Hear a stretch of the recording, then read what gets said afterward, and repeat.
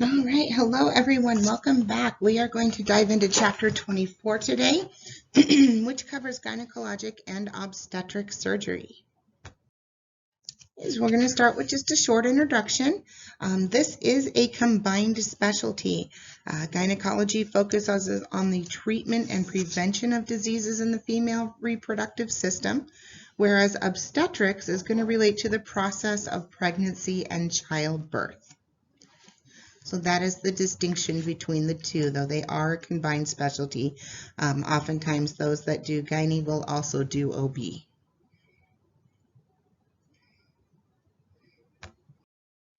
All right, moving on to some surgical anatomy of the female reproductive system. This is an excellent diagram. It is from your book, so you will be able to reference it there for these surgical and anatomical landmarks. All right, we're going to start with the uterus. This is located in the anterior female pelvic cavity. It is pear-shaped, approximately 3 inches long and 2 inches deep. It is suspended in the cavity by ligaments that completely enclose this organ, and we will go over those in just a few seconds here. The fallopian tubes communicate directly with the anterior of the uterus through those lateral horns. You will see those right here. This is considered the lateral horn. So here are our fallopian tubes here. All right, the superior portion of the uterus is known as the fundus. So up here is going to be the fundus. Then we have our body in the middle, and the lower portion is referred to as the cervix. The opening of the cervix is known as the cervical os.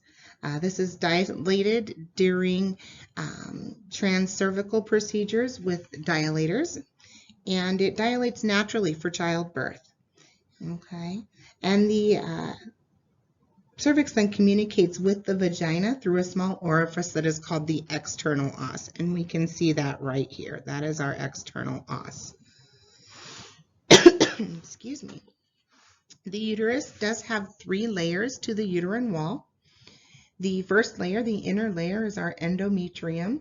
This is going to line the uterus, and it changes with hormonal influence in pregnancy, and it is continuous with the lining of the fallopian tubes and the vagina. Next, we have the myometrium. That's going to be our middle layer, and this is what's going to contract during childbirth and menses. If you remember from medical terminology, myo refers to muscle, so this is our muscular layer to cause those contractions. And then we have the perimetrium. This is the outer serous layer of the uterus. It folds in the back of the abdominal peritoneum over the bladder, and that forms a pouch that we refer to as the cul-de-sac. And the fold itself is referred to as the bladder flap. So when we are doing any kind of open hysterectomies, you will hear your surgeon ask you to retract the bladder flap, and that is what he was referring to, is that fold. Okay, moving on to those ligaments. First, we have the broad ligaments. Those suspend the uterus from the pelvic wall. Following that, we have the round ligaments. These are just above the broad ligaments near the fallopian tubes, and they help suspend the uterus anteriorly. The cardinal ligaments below the broad provide support to the uterus. And then our uterosacral ligaments curve along the bottom of the uterus and attach it to our sacrum. So remember, as we said before, none of our organs are free-floating, and the uterus is absolutely an example of that with all those ligaments. All right, moving on to our fallopian tubes. Each tube is going to have 4 sections. The interstitial section is what's going to connect to the uterus. And then we have our isthmus, which is the mid portion. Okay, then we have our ampulla, which is a widened portion, and our infundibulum is the terminal end where the fimbria are located, which are these finger-like projections that extend from the end of the tube, and they direct the ovums during ovulation. One thing to note about these is that they are not attached to the ovaries. They simply project towards them. Okay, and a little bit of an anatomical landmark, as you recall from bowels, we have the omentum that connects the bowels. Surgery of the fallopian tubes is going to require dissection of the mesosalpinx, which is somewhat of an omentum as well. It is going to be that tissue that connects everything together. Okay, fallopian tubes, ovaries, and their ligaments are collectively referred to as the adnexa.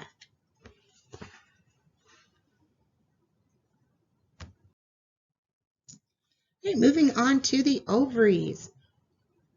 The ovaries secrete our female hormones, which are estrogen and progesterone.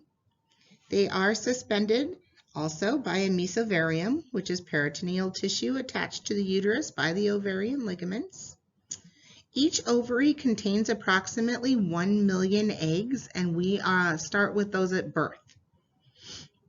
Okay, the cortex is the fibrous outer layer. It contains follicles that hold the ova in different stages of maturity. Then we have the medulla, which is the inner core. It's composed of mostly connective and vascular tissue.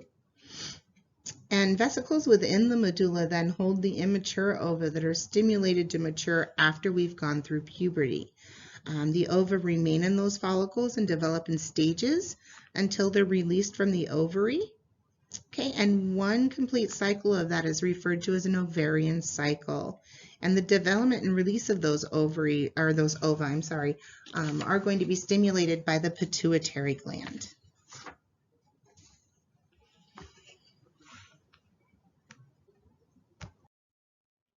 Right, moving on, we're going to move into the vagina now. This is a muscular passageway that shares a thick fibrous wall with the rectum posteriorly and the bladder anteriorly. It does extend from the vestibule or introitus to the cervix.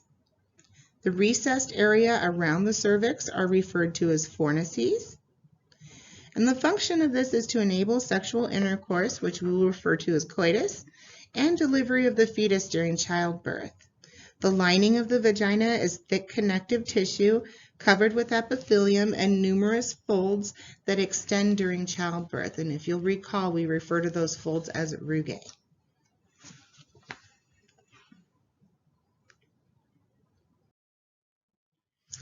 All right, moving on then to the vulva. This is composed of structures that collectively make up the external genitalia. Okay, so they form the border of the female reproductive tract. That is the vulva. Okay, it's made up of the mons pubis, which is a raised amount of tissue that protects the symphysis pubis. It's covered with skin and it contains connective and fatty tissue that's continuous with the lower pelvic wall. Okay, the labia majora are the two external folds of adipose tissue that are extensions of the mons pubis. And the purpose of them is to protect the external genitalia. All right, we have the clitoris, which is a highly vascular organ. It contains sensitive erectile tissue, and it is considered to be homologous with the male penis. Okay, the vestibule refers collectively to all of the structures within the labia minora, and they do contain the Skene and Bartholin glands.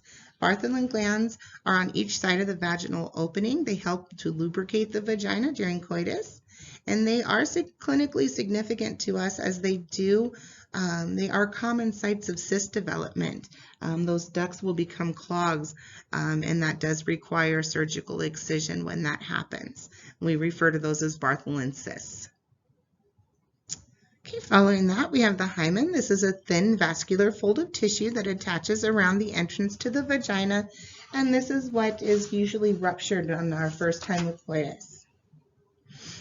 And finally, we have the perineum. This is located between the posterior vaginal wall and the anus.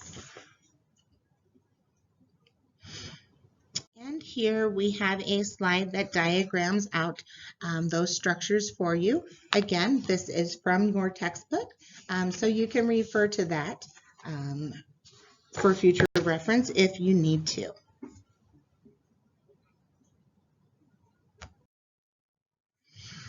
Okay, we're going to move on and talk about the ovarian or menstrual cycle.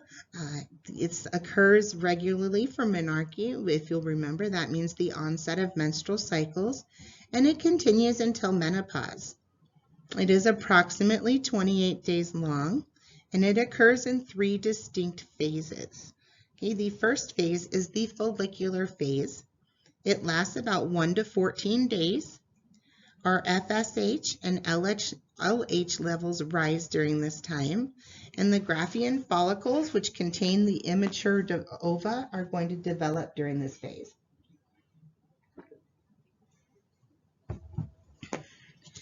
During the ovulatory phase, this is going to start 14 days from the start of the cycle, and it lasts only about 16 to 32 hours.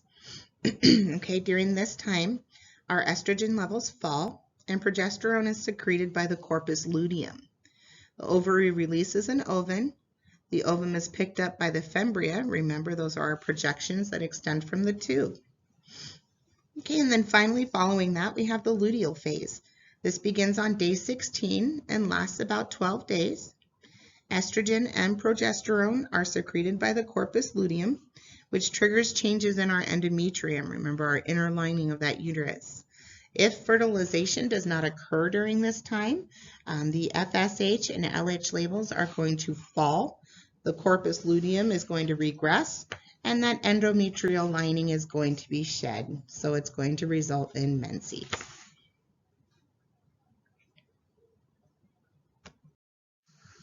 All right, we're going to move into some diagnostic procedures now. And the first one we are going to start with is really mostly our tongue-tied, our most important one, and that is our patient H&P. We are going to get an extensive one of these before we move into any kind of surgical interventions. Okay. And we are going to end it after asking questions and then kind of interviewing the patient. We will always end it with a physical exam. Okay, so when we're referring to the H&P and we're asking our patients about the menstrual history, what we're wanting to know is really the year that they started their periods, the start of menopause, if that's applicable, and a history of any diseases or abnormal bleeding.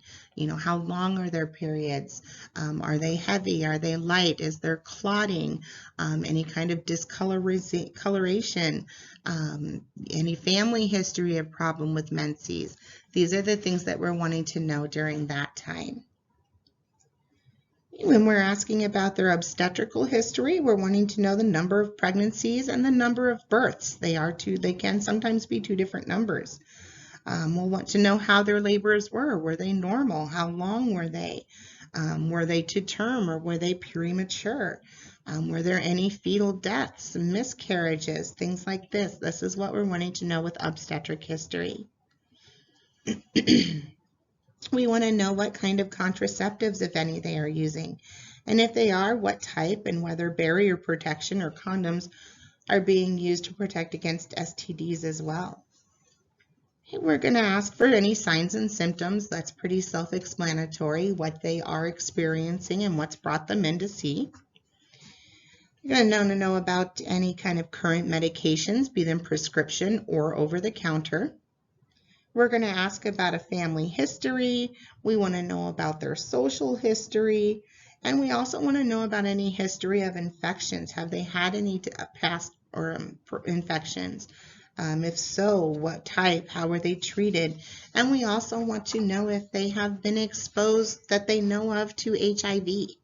So those are some things that we want to find out from the patient. And then, like I said, we'll follow that up with a physical and exam.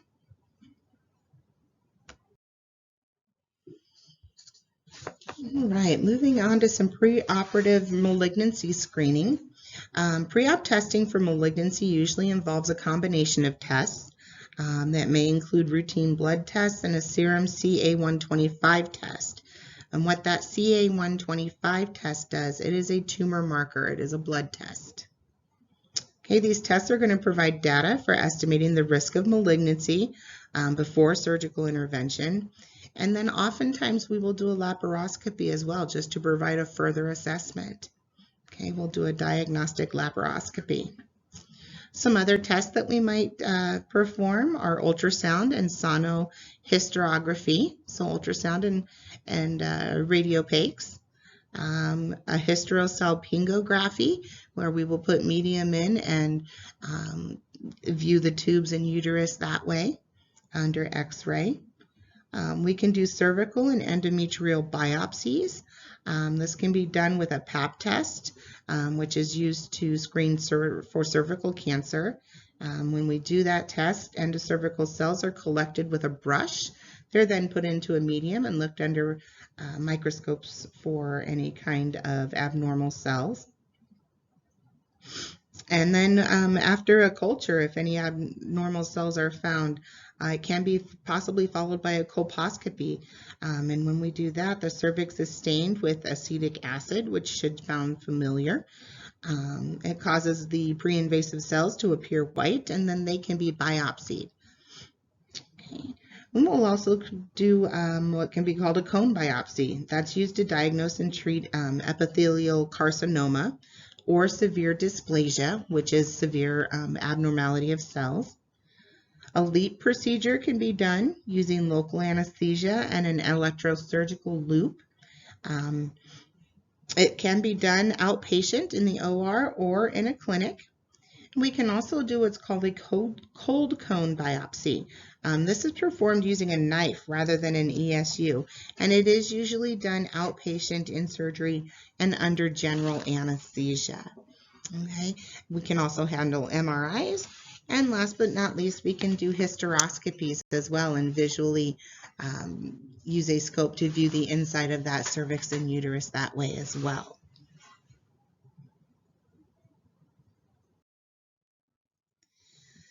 And last but not least, we also want to consider our patients' psychosocial considerations, much like the breast patients. These patients are also going to be struggling with reproductive ability. If it's going to be altered, will they be able to, will they not be able to reproduce? Self-image and their sense of identity, these things may also be altered. These are all also closely linked with the patient's ability to reproduce, so we need to keep that in mind and make sure that we are offering these patients the most respect and dignity and emotional support that we can. All right, we'll talk a little bit here about case planning. All right, we're going to talk first about positioning of the patients. These patients may be in lithotomy, they may be supine, or they may be a combination of both, which we call low lithotomy. Okay, something to keep in mind is that we always want to make sure that we are keeping these patients' modesty and respect and dignity intact. They are in a very vulnerable position. Whether they are awake or asleep, they may be well aware that they're going to be in that position while they're asleep. So it is important that we, keep them covered, maintain that modesty for them even after they are asleep. It is important to keep their modesty intact. Okay, for the lithotomy position, the patients need to be moved and positioned as a team. By that I mean the patient's legs should be raised at the same time and slowly. You will need 2 people to accomplish this. And another key thing here is that we need to wait for anesthesia to give the go-ahead to move that patient. Remember, our airway is the first and foremost most important part of the surgery. We want to make sure it is maintained, so we do not position the patient until anesthesia gives permission to do so. Okay, the hip should be rotated externally when the patient is in stirrups to prevent any dislocation.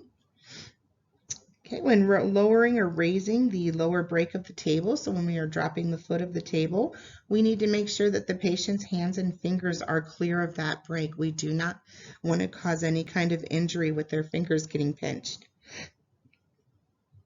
Okay, and when taking the patient's legs down and out of the stirrups, that needs to be done in the same manner that they were put into the stirrups, meaning that it needs to be a 2-person effort. It needs to be done slowly at the same time, and those hips need to be rotated back inwards.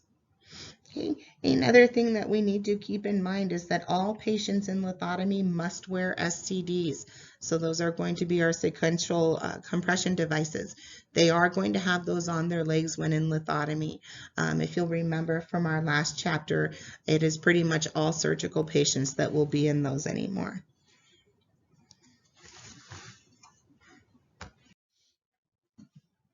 Okay, a little bit about team positioning here. It is a bit of an awkward situation when we are doing gynecologic surgeries. If we are doing an open procedure, the surgeon can be at either side of the patient, and that's fine. The scrub should stand opposite the surgeon unless directed otherwise, and everything is very comfortable and easy to pass and easy to maintain our sterility. However, during a vaginal procedure, the scrub is positioned at the foot of the patient, and a lot of times we are going to be behind the doctor and their assistant. So we are going to be front to back. There is unfortunately just no way to avoid this positioning of the team members. So care needs to be taken to avoid contamination when we're in this scenario. Communication is key. When the doctor asks for something, you can communicate coming in between you, or I'm to your left, I'm to your right. When we are passing sutures, you want to make sure that you are holding on to the tail end of that suture so that it's not dropping down or brushing against their back or shoulder. It can be done. It's not an ideal situation, but unfortunately it's what we're working with. So communication is really key when we're doing these procedures. And here's just an example so that you can see this patient here is in the lithotomy position. We're doing a hysteroscopy. Our surgeon is here. This is his assistant over here, and we would be right back here in between the two. So that is where we mean when he asks for a suture, we want to make sure we are saying where we are coming at and hold on to that suture so it's not brushing over the shoulder and all of this hair that he has decided to just let hang out.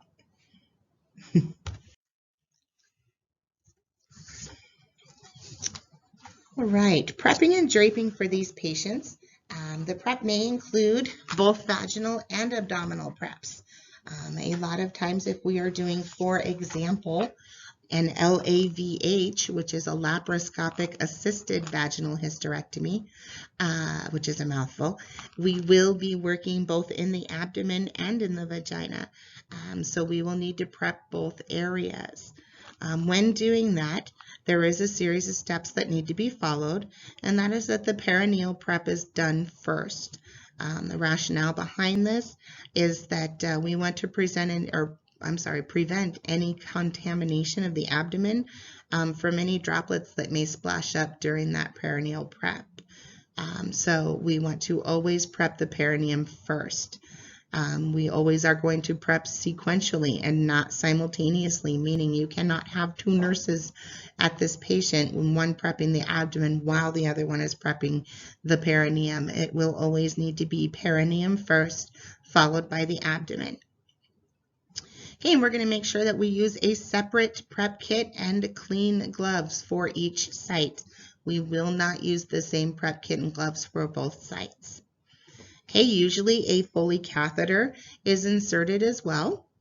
And then following that, depending on the procedure, if we're doing any kind of laparoscopic or robotic surgeries, again, I'll use that LAVH as an example. A uterine manipulator may be placed once the vaginal and perineal prep is done. And what's going to happen then during the case is that the assistant will be between the legs manipulating that uterus so that the surgeon can work in the abdominal cavity laparoscopically, taking down all of those numerous ligaments and dissecting that uterus free so that we can then remove it through the vagina. So usually what he'll do is he'll get that all freed up while that assistant is assisting from below.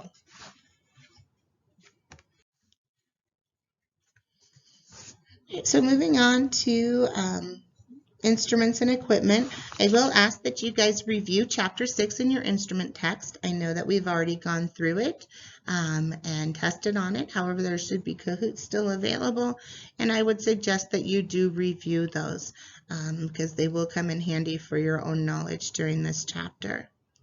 Okay, the equipment's going to depend on the type of procedure and the approach used. Some surgeons may prefer candy cane stirrups over the Allen or yellowfin stirrups, and it is a procedural preference too as to which one should be used. Okay, most abdominal procedures performed in GYN are going to be MIS, or minimally invasive. There is a table on 564 that provides a good list of commonly used laparoscopic GYN instrumentation, so I would highly suggest that you take a look at that. They're going to fall pretty similar to what we've already learned of laparoscopic instruments. We'll just use a few more, such as Babcock's and things of that nature, maybe some bipolars. Okay, transabdominal access to the uterine cavity is going to require a histoscope, tubing, imaging equipment, and distension fluid pumps, which we will go over together in class. We will talk about hysteroscopies as well. And some other equipment that might be used are going to include cutting loops, suction curettes possibly if we are doing a suction DNC, and maybe some vaporization electrodes. It just depends on what type of surgery we are performing.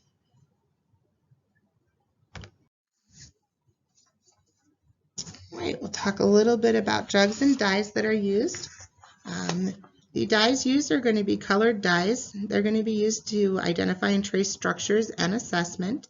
Methylene blue is the most common.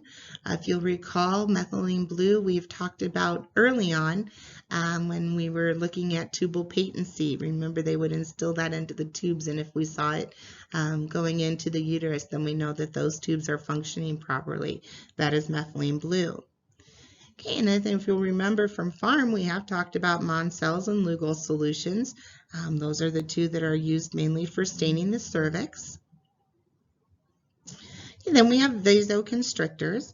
Vasopressin, otherwise also called pitressin, causes constriction of blood vessels when injected into the uterus. So during a hysterectomy, we would do that, or into a benign tumor to prevent bleeding. And finally, we have uterotropics. And these are drugs that enhance contractions of the uterus. Most commonly, you guys have probably heard of Pitocin. This is given after C-sections and during labor to help enhance those contractions. And another one that we use often is Methergin. This is most often given after an abortion to control uterine bleeding and promote those contractions. However, I have seen it used in cesarean sections and post-vaginal delivery also if there is some profuse bleeding that we are really having trouble controlling. I have seen this injected as well and use Methergin for that instance.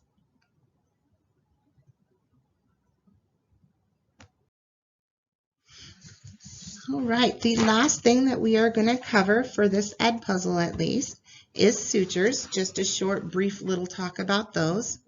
For uterine ligaments and vessels, we are usually going to use an O to 2O on a tapered needle, and it's going to be absorbable and synthetic. For bladder reflection, we're also going to use an absorbable synthetic, and that's going to be a 2O to 3O in a small tapered needle. On the ovaries, we're going to use a 3O to a 4O on a small tapered needle as well. Remember, these are friable tissues, so we want to make sure we are using a tapered and not cutting needle. On the fallopian tubes, we're going to use an inert monofilament or something braided, and it is obviously going to be very, very small, 5O, 6O, 7O for those fallopian tube repairs. In the vaginal vault, we are going to use an absorbable synthetic suture, usually a 2O to a 3O, and it's going to be on a medium curved needle. Remember, this is a very tight space, so we need that curved needle. And if we're doing anything ever with the vulva on that exterior, we're going to use nylon or Prolene or some other monofilament sutures. Usually a 3O to a 4O, and it's usually going to be on a circled cutting needle. These structures, we don't want to use those more blunt needles. We want to make sure we're using cutting needles for the vulva. Okay, guys, that is where we are going to end this portion of the lecture. Most of the rest of this chapter is going to cover procedures of different types, so we will leave that for in class. If you have any questions, please make sure you put them here so we can go through them together. And if not, I will see you guys very shortly.